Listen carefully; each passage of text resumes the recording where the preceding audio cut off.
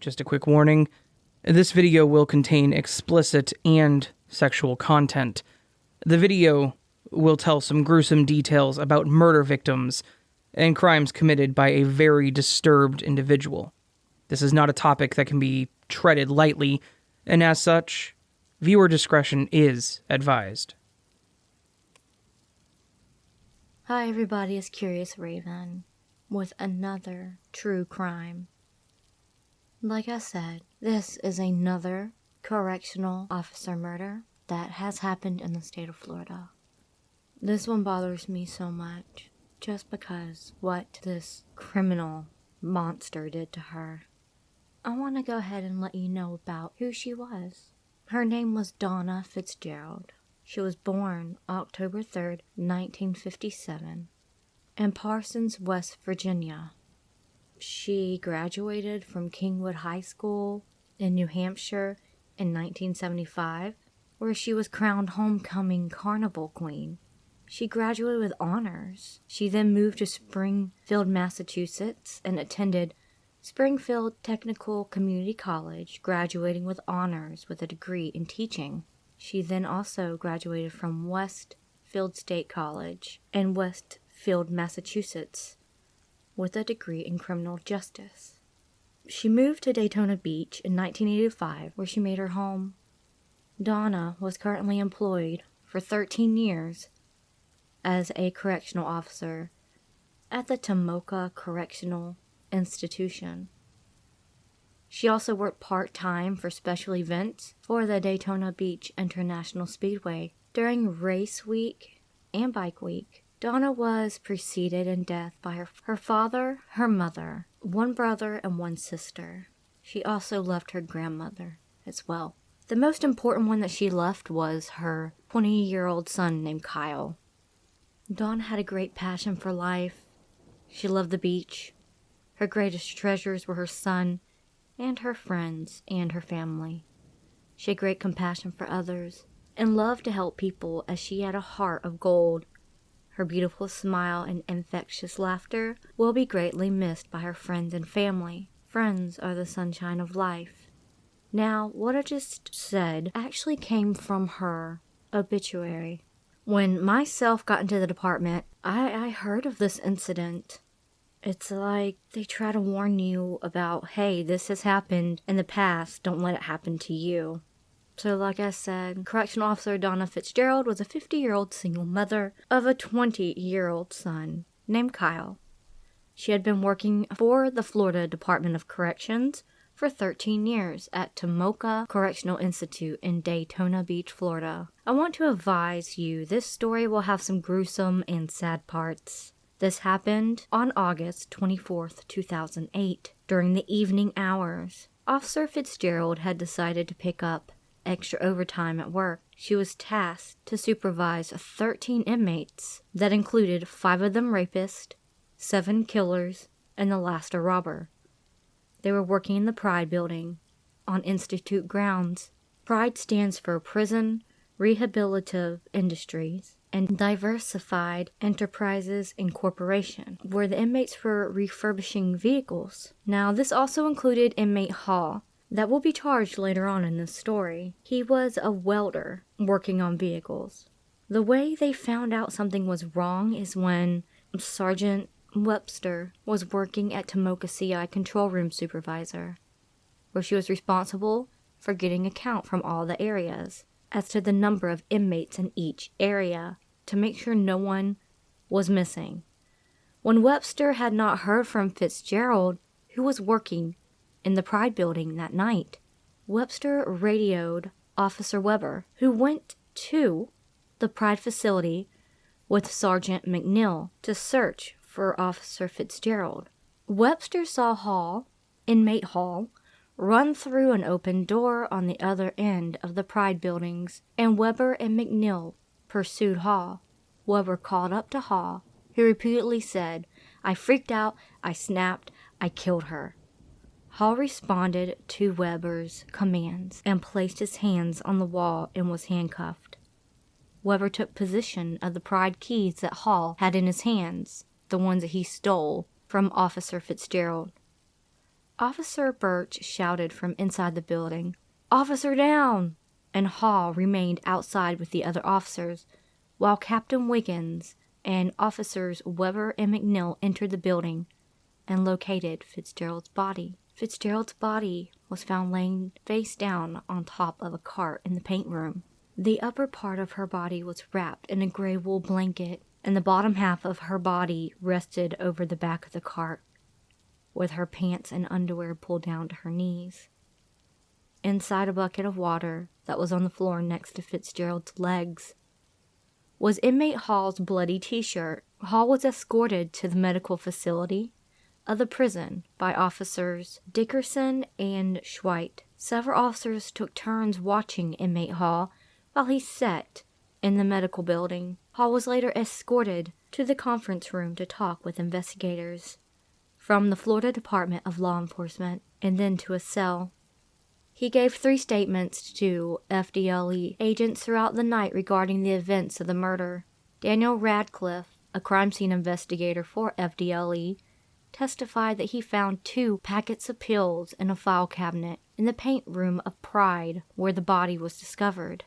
The pill packets had an inmate's name on them, Franklin Prince, and were labeled ibuprofen 800 milligrams and a generic Tregatol 200 milligrams and anti-seizure medication.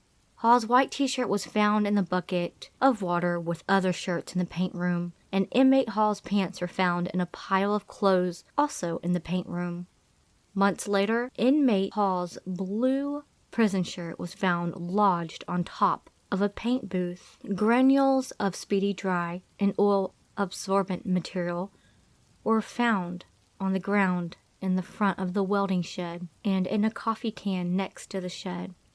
The granules tested positive for blood, and DNA tested confirmed that it was Fitzgerald's. A broom found nearby had Fitzgerald's blood on the broom head. Blood was found on the walls of the welding shed. Also found in the welding shed was a cap, which had Fitzgerald's blood on it as well. Inmate Hall's clothes, including his underwear, tested positive for Fitzgerald's blood. A sexual assault analysis was performed on Fitzgerald's body. A crime lab analyst with the FDLE testified that there was no evidence of semen on the body. Wiggins testified that he was a commander of the Tomoka CI Rapid Response Team and as part of his job would search prisons for weapons. Wiggins testified that shanks made in the Pride facility differed from the usual ones made by inmates and that they had a machine edge made by a grinder. Wiggins testified that the shank recovered from the wall of the paint room, which appeared to be the murder weapon, had a meticulously sharpened point like those made from a tool grinder in the Pride facility. The state played the 3 confessions Hall made on the night of the murder.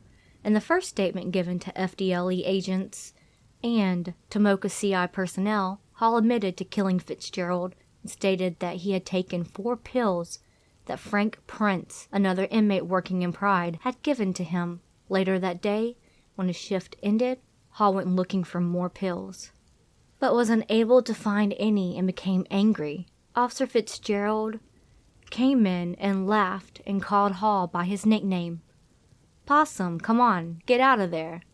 Hall told her to get out. Fitzgerald grabbed Hall's arm, and that's when he freaked out and began to stab her with a sharp piece of metal that he found on the floor of the room.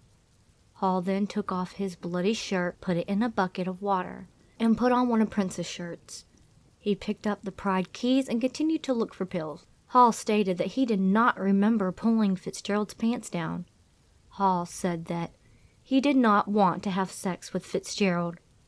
Hall repeatedly stated that he just wanted to get high. The second statement, given around 1:30 a.m., was taken by Agent Miller of the FDLE upon Hall's request in the cell in which Hall had been placed in. During this interview, Hall admitted that he killed Fitzgerald somewhere other than the room where she was found. Fitzgerald found Hall searching for pills in the office. He ran out past her She chased him to the welding shed, and he stabbed her there. Hall carried her to the office and placed her on the cart. Hall said he threw some dirt on the blood outside, near the welding shed. Hall told Miller that he had hid the knife in a cinder block wall near the welding shed. Hall also told Miller he did not think he was going to make it tomorrow. Miller told Hall that he would transport him to the branch jail in a little while. The third statement was given around 3:30 a.m. that same night and was made only to the FDLE agents. In the third statement, Hall agreed that in his first statement he said he killed Fitzgerald inside the Pride building. But in his second statement he admitted to killing her in the welding area outside the Pride building. Hall admitted that he stayed behind in the Pride building to look for some drugs.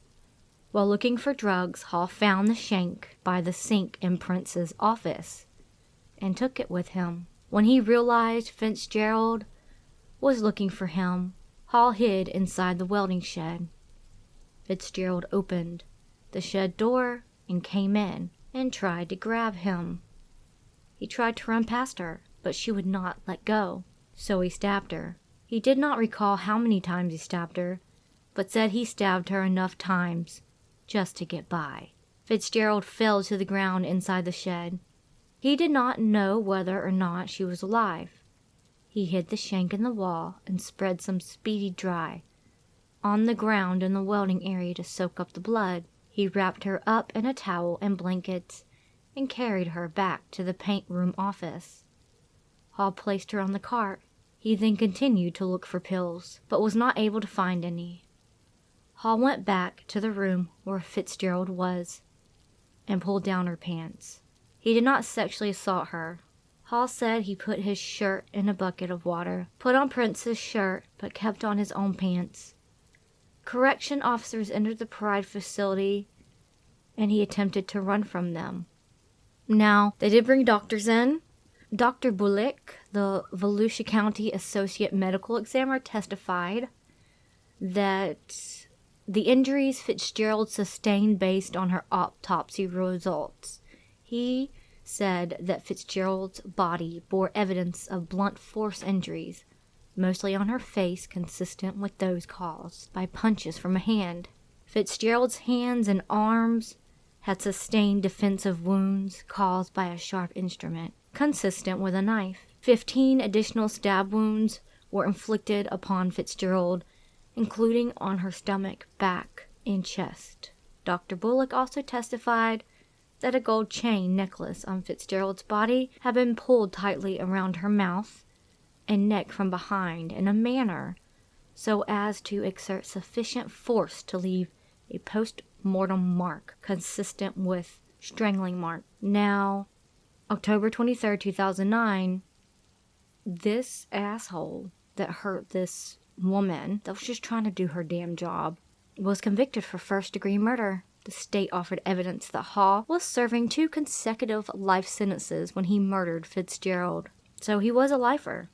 The state also offered evidence that Hall had committed prior violent felonies, introducing testimony from 2 women who Hall had raped. This right here is some background stated by Hall's father. Hall was a good son and got along well with his 2 younger brothers. He also testified that Hall had been raped in jail at age 19. When his girlfriend's mother's boyfriend arranged to have him put in jail after a dispute. After his release, Hall became afraid and mostly stayed home, and he eventually started living in a shelter in the woods. His father had not seen his son since 1995. Hall's mother, Betty Hall, also testified regarding her son's love for sports growing up. Dr. Hines, a dentist, testified through the telephone that he and Hall had played sports together in high school, and that Hall was an excellent athlete. Bruce Hall, the former plant manager for Pride, testified that Hall started at Pride as an apprentice welder and eventually worked his way up to lead welder. Now, that's when he was in prison. Rodney Callahan, an inmate who used to work with Hall, described him as a very good worker and responsible.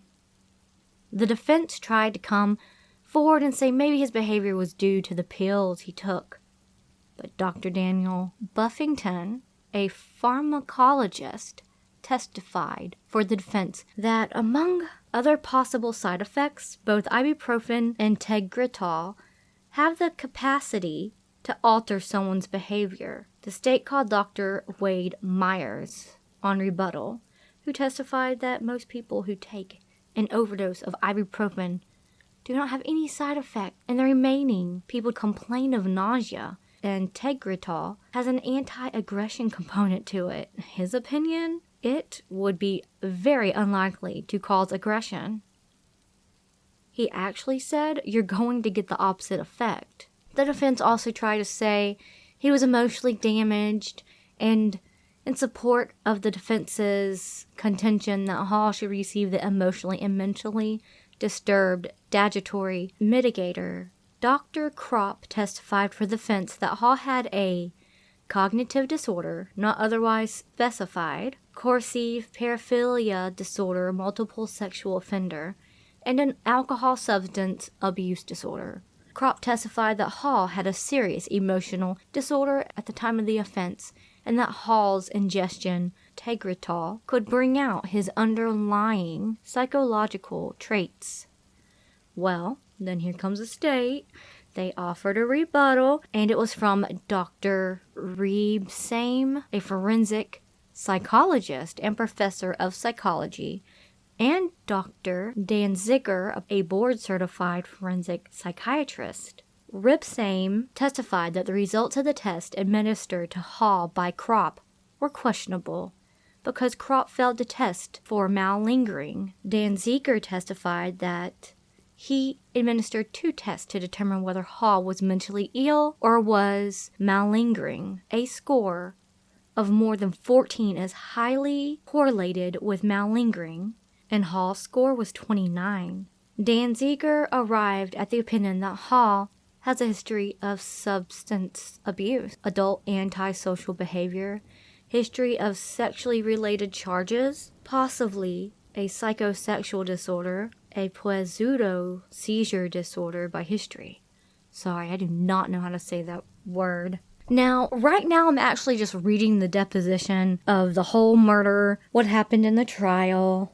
It gives really, public good information, sums it all up. This was horrible, what this man did to her. I'm telling you, drug addiction is real, and it'll make you do some crazy stuff, but not to take someone's life. That is unacceptable. I'm going to continue reading the deposition. Danziger strongly disagreed with any attempt by Buffington to diagnose a psychological condition and disagreed with Buffington's opinion that Tegretol could unmask an underlying psychological illness. The trial court found that Hall did not establish the existence of mental or emotional disturbance as a statutory mitigating circumstance and gave it no weight. In the trial court sentencing order, the court found 5 aggravators. 1, he had previous conviction of a felony and under sentence of imprisonment had a really great weight. This means you're already in prison. And if you actually break a law in prison, it actually has outside charges. And you can actually get extra time, like murdering Officer Fitzgerald. He actually gets sentenced to death because he was already had 2 life sentences.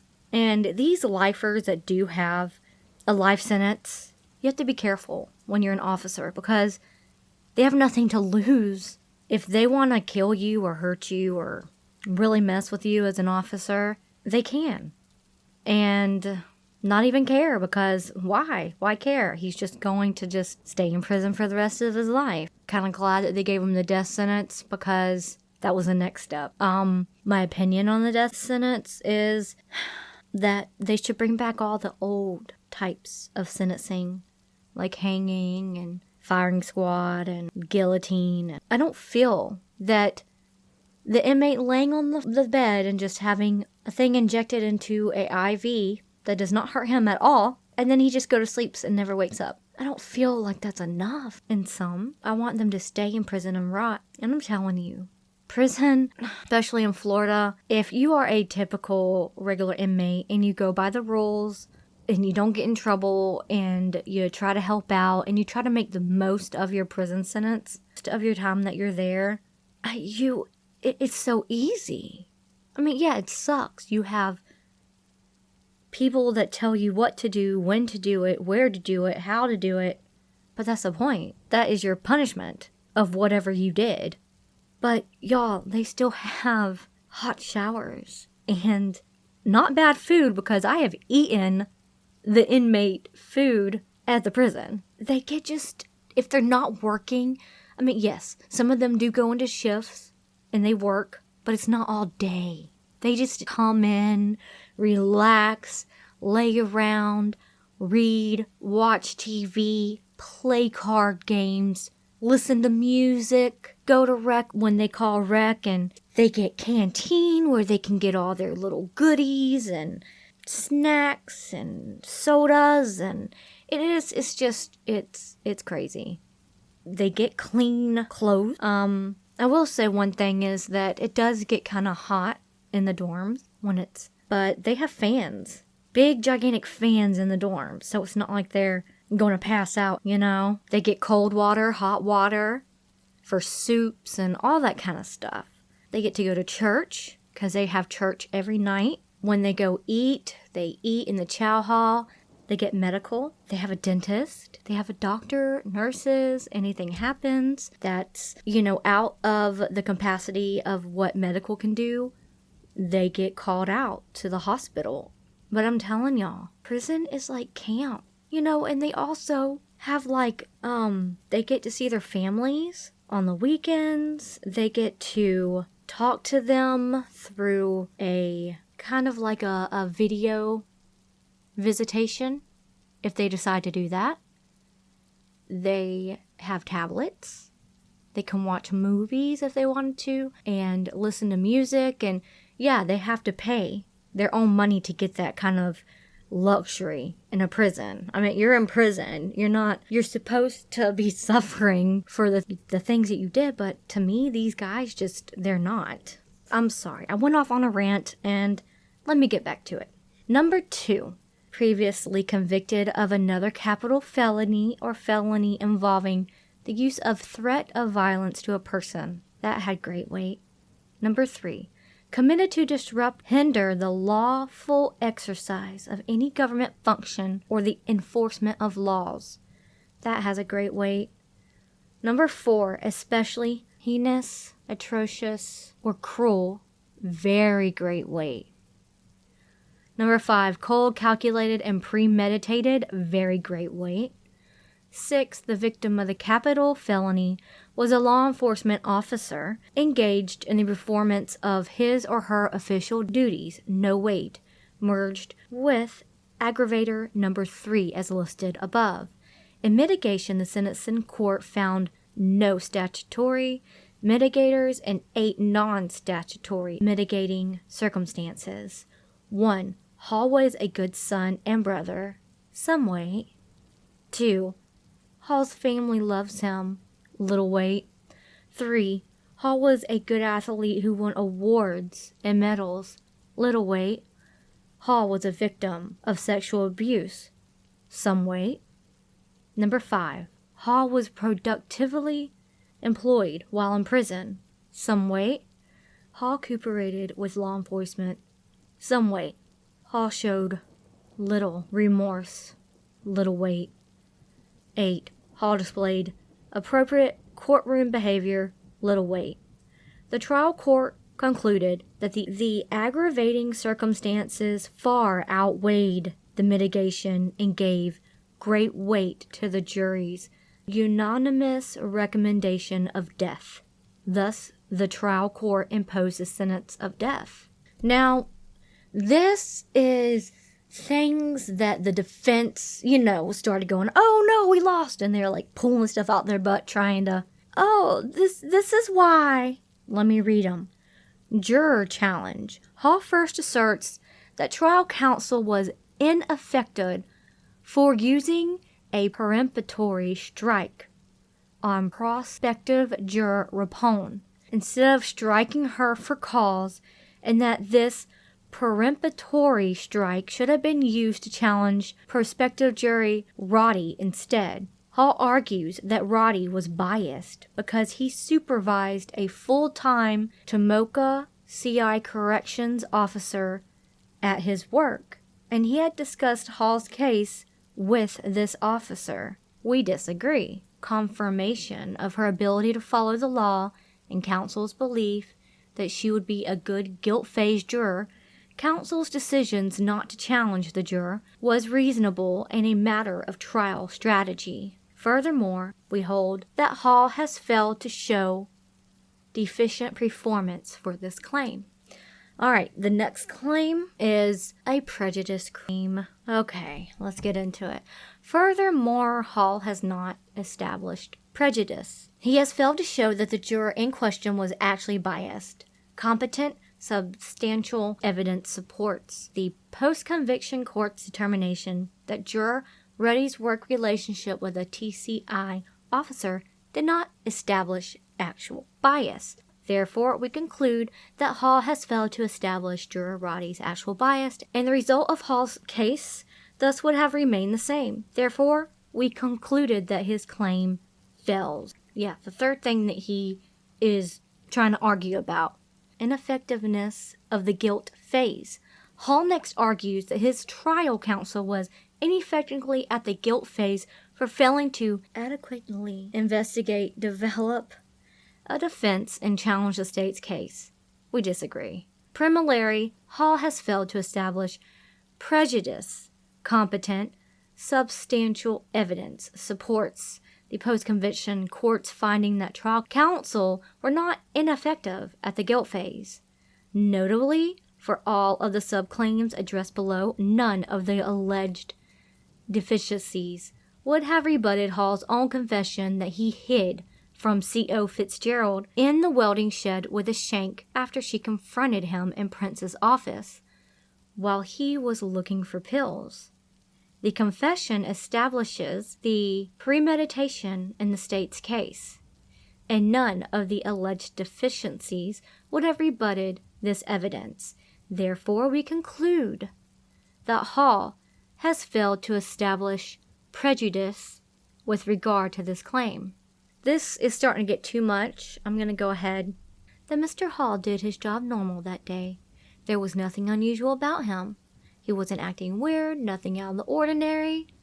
So we were also reluctant to call witnesses who might have testified because we had the defense of the pills that Mr. Hall was testifying or was acting normally, that he was acting like he did every day and he wasn't acting unusual. We find that competent, substantial evidence supports the post-conviction court's finding, and they made a strategic decision not to present evidence of the alleged stressful work conditions at Pride in light of the lack of corroborating evidence from coworkers.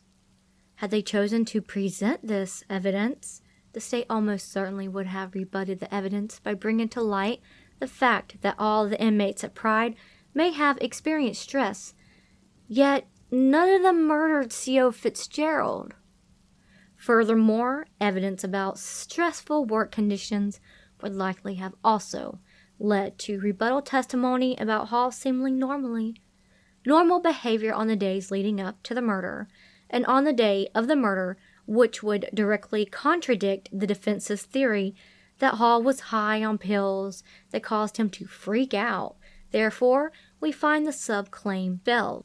Now, Pride is like a third entity. It's like the state, and then they subcontract, another company to have inmates as labor, practically. So this one is Pride overtime closing procedures.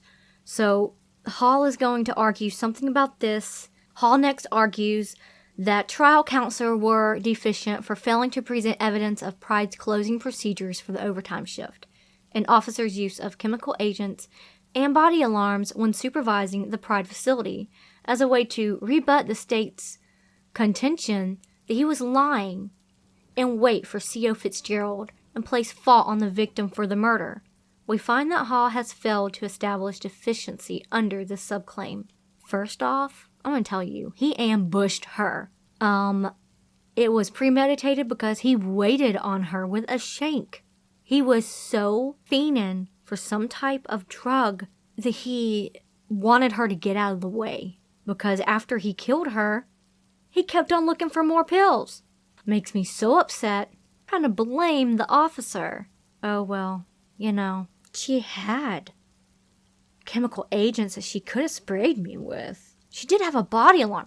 No, dude, you came around a corner and ambushed her. She did not expect that was going to happen. I am pretty sure, you know, it was late. It was what, like 7:30 when they found her body?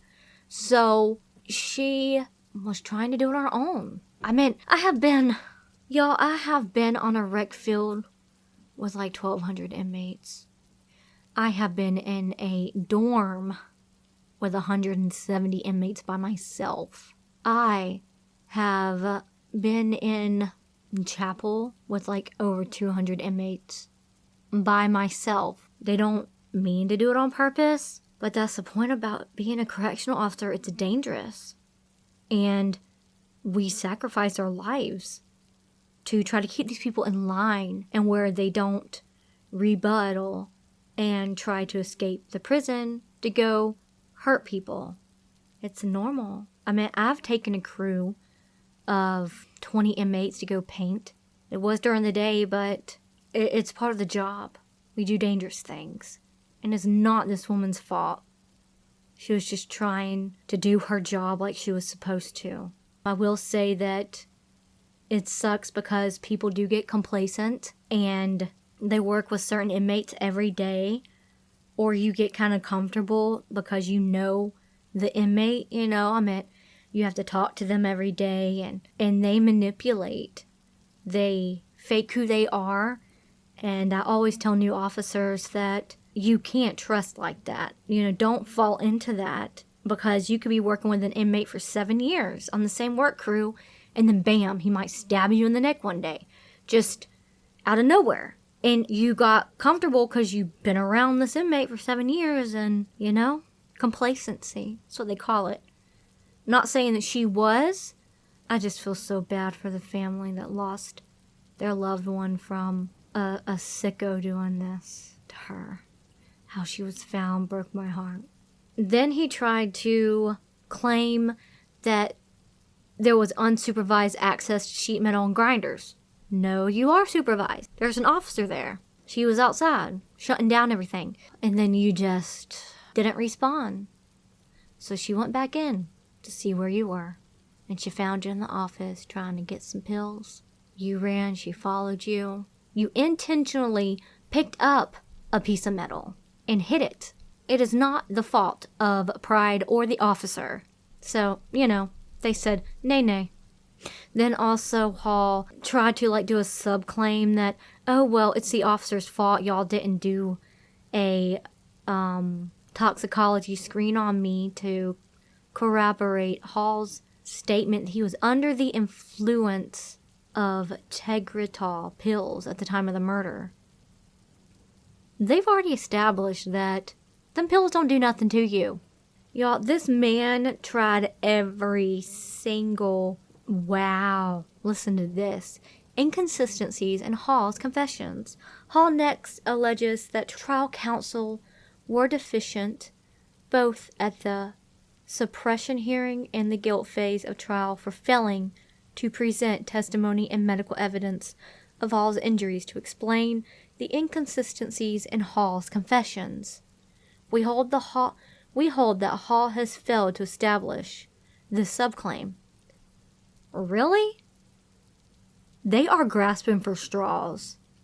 Literally saying, oh, well, mistrial. Or, oh, well, this is an issue because y'all didn't go through my stories that I told you 3 times that night. Wow, Hall. Really? Now you're trying to blame yourself? Everything. Suppression of hearing, no.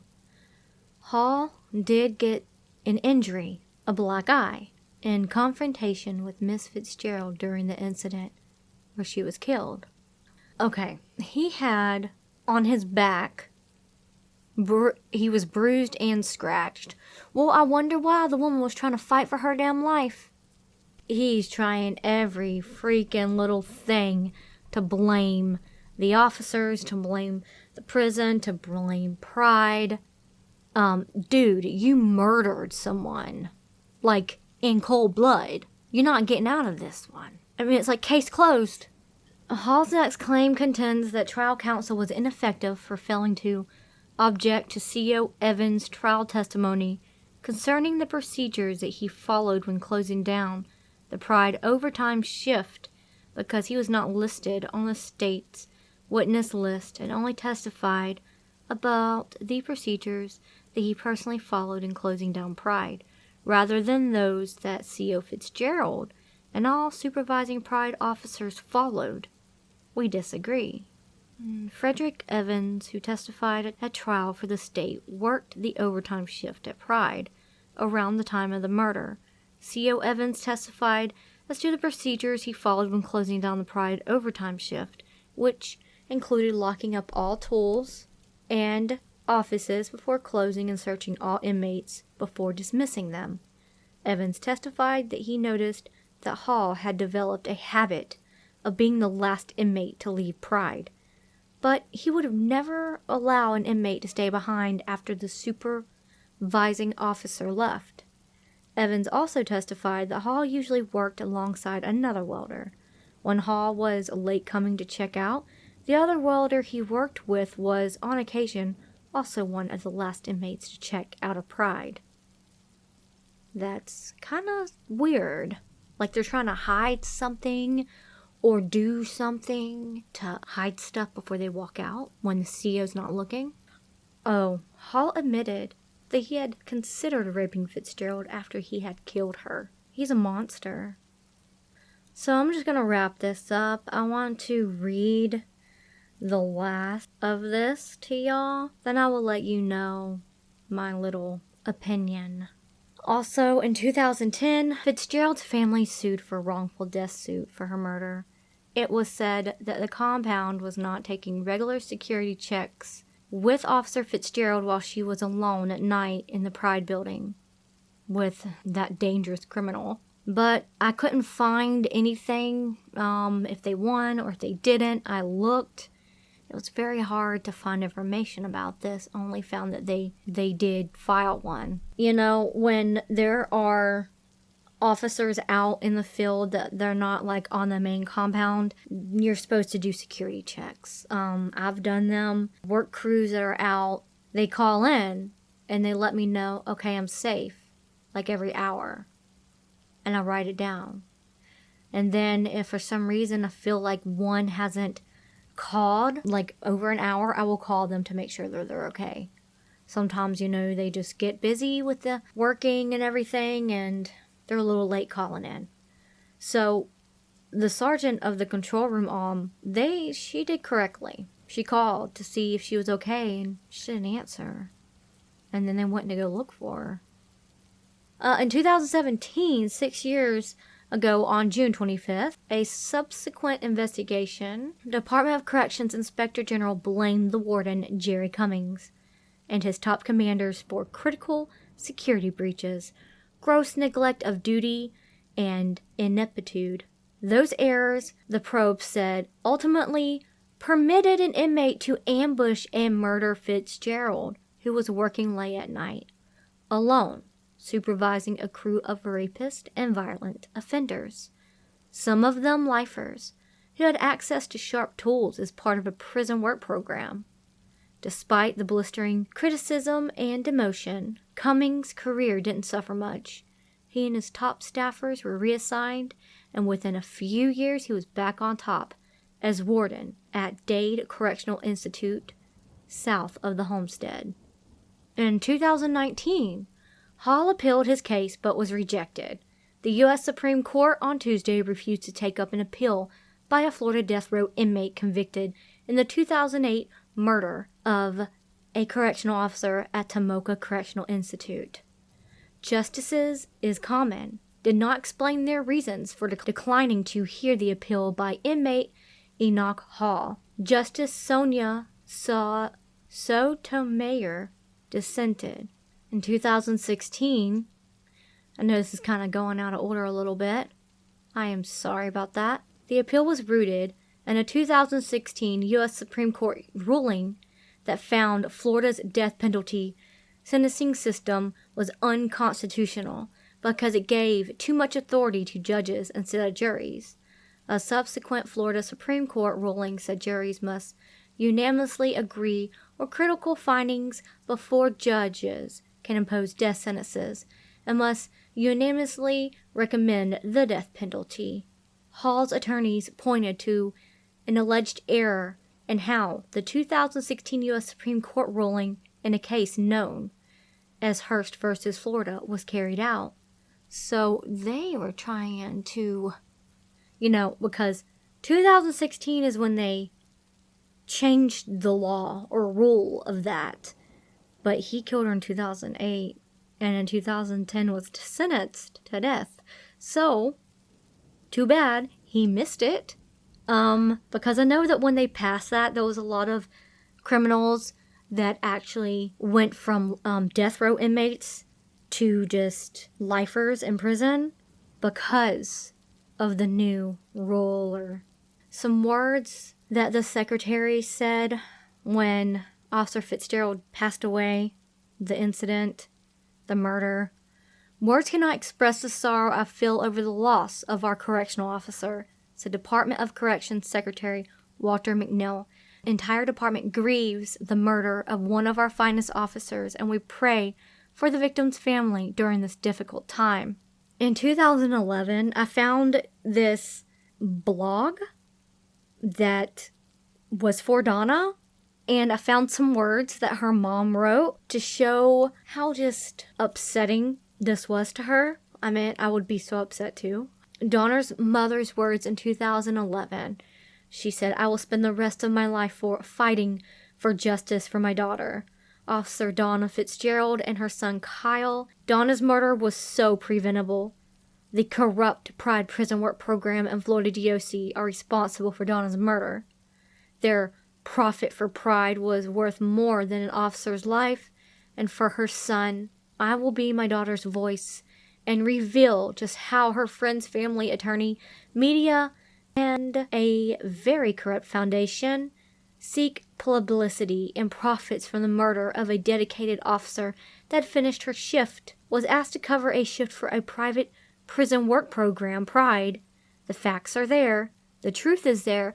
I will find justice for my daughter and her son Kyle." She feels that the prison failed her. The security protocols failed her. I would feel the same way if this happened to my husband. He's a sergeant in a prison. And, me, I don't work anymore due to medical issues. That is such a stressful job, y'all. Having to be always on your toes, always fighting back with inmates. They are so manipulative, and they will do anything to get what they want.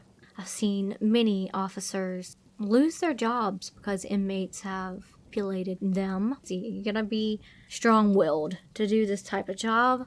This breaks my heart. I know that was kind of a lot. What I know is that I'm just going to kind of give you a synopsis, sort of like a quick, this is what happened. In Tomoka in 2008, in their state prison, there was a officer, Fitzgerald, that was there for 13 years. She was a seasoned officer as well. She took up an extra shift to, get more hours. She had a son she had to take care of. And in a building that was for the Pride program where the inmates would work and do labor, a welder inmate named Enoch Hall, he was actually 39 years old at the time, had wanted pills, wanted them so bad that he would hurt anyone. She started closing everything up and was more towards the front of the building with the other inmates, waiting for him to come out. And when she called him and he did not come out, she went in. And she found him in the office trying to go through filing cabinets and stuff to find pills. He couldn't find them. When he saw Fitzgerald, he ran. And she ran after him. I mean, that's our job. She can't have him just running around. There's no telling what he would do if he was unsupervised. she had to follow him. At this point, like if I put myself in her shoes, I wouldn't see that my life was in danger at that point. He ambushed her and stabbed her, and she fought back. She was stabbed more than 25 times, and he belittled and berated her of pulling her pants down and her underwear so the whole world could see. That is the most heartbreaking thing. I'm very happy that the prison did what they're supposed to do. Yes, not everything is perfect. Stuff falls through the cracks, but they did go to try to find her, and they did. You know, it's too late. He was so fiending over some type of drug that he literally wrapped her up and was like, oh, I didn't know if she was dead or not. Dude, really? She ain't moving. What'd you think? And just laid her on a cart and kept looking for drugs and couldn't find it. And that's when he heard the other officers coming and he ran. This world today, there's a lot of defund police and all this stuff. And it breaks my heart because people like my family are there to try to protect you. And even though we're not like on the road cops, you know, the prison correctional officer's job is very dangerous. These inmates they're resourceful. They can find stuff to try to shank other inmates or officers, and it's very dangerous. So that's all I have for this. When you see the pictures, you'll see that she was such a beautiful, lively woman who seemed like she loved life, and she had such a beautiful smile. Please be careful out there, everybody. Please. You never know who might try to hurt you or might snap one day, and just gotta be more observant. This world is horrible that we live in right now, and I pray that all of y'all stay safe. And love one another. Come together, love the country, fight back. That's all I'm saying. I also am going to start a new channel. It is called Curious Raven's Kiss of Death. It will have all of my true crime videos on there. So I will put a link down. I don't have anything on the channel right now at all, but I will put the link down into the description. And if you would, just go follow it, and I will start uploading soon on there. I'm going to first transfer all of the videos I've already did onto that channel, and then I will start looking up more things. I want to do mystery, cold case, true crime sort of stories, and tell you all about it, and maybe help to try to find some people. And I'll try to post on it once a month. And then my true crime will not be on my regular Curious Raven channel, that I have my paranormal true stories and my Let's Not Meet true stories. Remember, I do have Patreon. Y'all can go, and it's like $1, and you can hear my videos a day early. And then if you go up tiers, there's a lot of cool stuff, and that is below as well. Also, my merch is below. Check it out. I'm going to go on there and try to do some type of sale coming up in a couple days. I will let y'all know when that is. And I love y'all very, very much. I don't want to say I hope you enjoyed this because it's horrible. I just want to get Donna's story out there, because to me, murders of officers and things like that don't really have a place. Like, they don't get the light of day like some of these other true crime channels. They're people too. They have family too. We just need to make love for everyone. Stay positive, everybody. I love y'all very much. Make sure you go follow my new channel. Go down below, like it, comment, tell me who else you want me to do or talk about on my channel, my true crime channel. Any cases you want me to cover. I'm going to try to be able to research better. I know I'm not the best. I'm still working on it, so bear with me. And remember, it's scary out there. Please stay tuned for my next video.